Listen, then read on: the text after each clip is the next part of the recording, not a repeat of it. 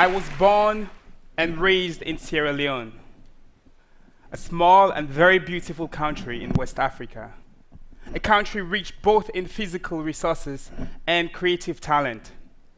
However, Sierra Leone is infamous for a decade-long rebel war in the 90s when entire villages were burnt down. An estimated 8,000 men, women, and children had their arms and legs amputated during this time. As my family and I ran for safety when I was about 12 from one of those attacks, I resolved that I would do everything I could to ensure that my own children will not go through the same experiences we had. They would, in fact, be part of a Sierra Leone where war and amputation were no longer a strategy for gaining power. As I watched people who I knew, loved ones, recover from this devastation, one thing that deeply troubled me was that many of the amputees in the country will not use their prosthesis. The reason I'll come to find out was that their prosthetic sockets were painful because they did not fit well. The prosthetic socket is the part in which the amputee inserts their residual limb and which connects to the prosthetic ankle. Even in the developed world, it takes a period of 3 weeks to often years for a patient to get a comfortable socket, if ever. Prosthetists still use conventional processes like molding and casting to create single material prosthetic sockets. Such sockets often leave intolerable amounts of pressures on the limbs of the patient, leaving them with pressure sores and blisters. It does not matter how powerful your prosthetic ankle is. If your prosthetic socket is uncomfortable, you will not use your leg, and that is just simply unacceptable in our age.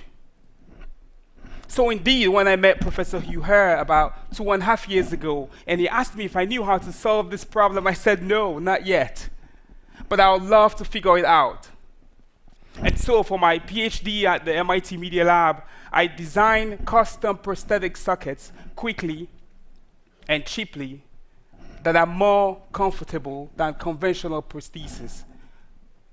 I use magnetic resonance imaging to capture the actual shape of the patient's anatomy, then use finite element modeling to better predict the internal stresses and strains on the normal forces, and then create a prosthetic socket for manufacture.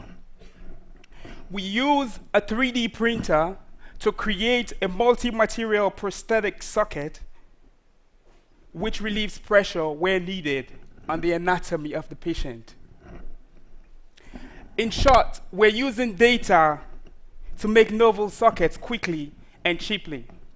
In a recent trial we just wrapped up at the Media Lab, one of our patients, a US veteran who's been an amputee for about 20 years and won dozens of legs, said of one of our printed parts, "It's so soft, it's like walking on pillows, and it's effing sexy."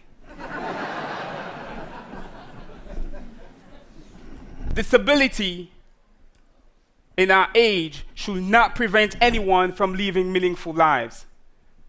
My hope and desire is that the tools and processes we develop in our research group can be used to bring highly functional prostheses to those who need them. For me, a place to begin healing the souls of those affected by war and disease is by creating comfortable and affordable interfaces for their bodies. Whether it's in Sierra Leone or in Boston, I hope this not only restores, but indeed transforms their sense of human potential. Thank you very much.